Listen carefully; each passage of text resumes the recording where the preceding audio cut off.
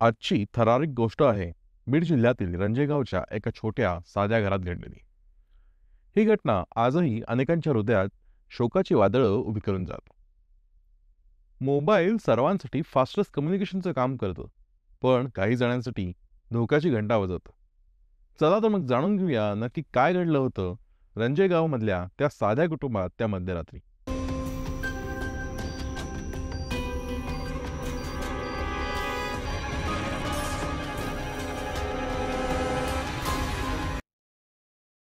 खरे गुन्हे गोष्टी रूपात समजण्यासाठी आमच्या यूट्यूब चॅनलला मराठी क्राईम स्टोरीला नक्की सबस्क्राईब करा आणि तुमच्या मित्रांना देखील शेअर करा.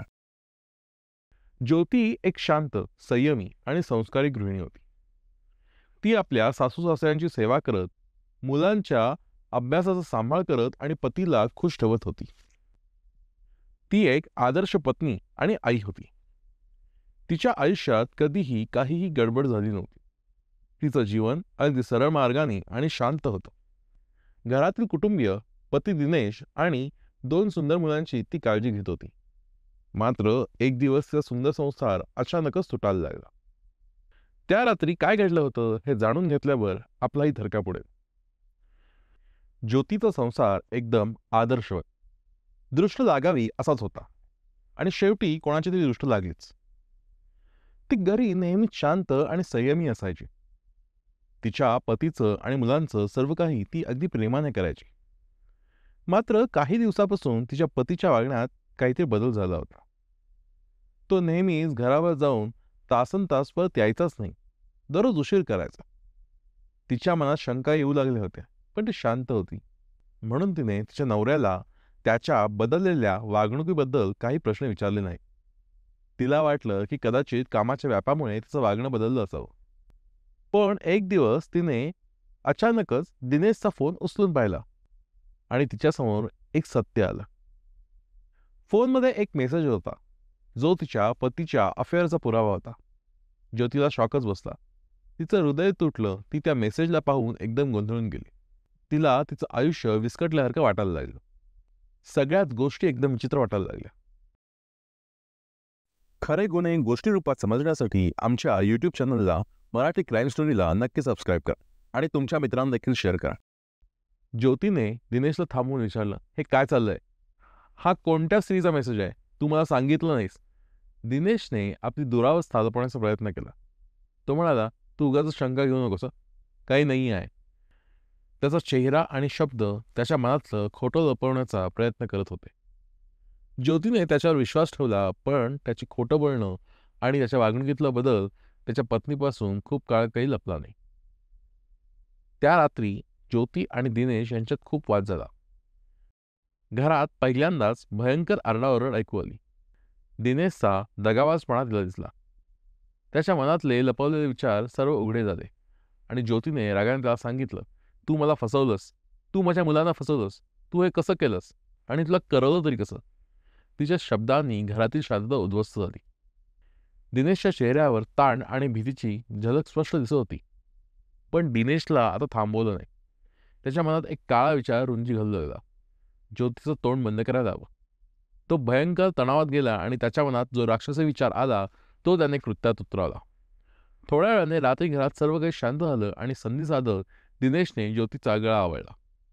त्याच्यातील क्रूर विचारांनी घराच्या शांततेला कायमचा पूर्णविराम लावला. ज्योतीच्या मृत्यूने घरात एक अकस्मात किर्र अशी शांतता बसली. झोपेत असल्या ज्योतीला काही काळाच्या आधीच तिचा जीव गेलेला होता. ज्योतीचा मृत्यू झाल्यावर क्षणातच जाणीव झाली की आपल्या हातून जे घडले आहे त्याचे फार दूरगामी परिणाम होणार आहेत. तो एक बनावट कहाणी करायला लागला. त्याने गावकऱ्यांना सांगितलं की घरावर दरोडा पडला आहे आणि ज्योतीला हल्लेखोरांनी मारलं आहे. शेजाऱ्यांना पोलिसांना बोलवण्यास सांगितलं. पोलीस घटनास्थळी आले आणि पोलिसांनी घटनास्थळाचा तपास करायला सुरुवात केली. ज्योतीच्या शरीरावर जखमा होत्या, पण त्या दरोडेखोरांच्या हल्ल्यामुळे झाल्या नाहीत हे पोलिसांच्या लक्षात आले. पोलिसांनी तपास अधिक कसून सुरू केला आणि काही वेळाने दिनेशच्या खोट्या कथेचा पर्दाफाश झाला. पोलिसांनी दिनेशला ताब्यात घेतलं, त्याला जेलमध्ये टाकलं आणि त्याची कठोरपणे चौकशी केली. आधी त्याने सारवासारव करण्याचा खूप प्रयत्न केला, पण पोलिसांनी आपला थोडासा इंगा दाखवताच त्याने ज्योतीच्या हत्येची कबुली दिली. त्याने अफेअरच्या वादावर आणि मानसिक अस्थिरतेमुळे ही भयानक गोष्ट केली होती. दिनेशच्या एका चुकीच्या निर्णयाने त्याचे पूर्ण कुटुंब उद्ध्वस्त झाले आणि मुलांचे आयुष्य कायमचं बिघडलं.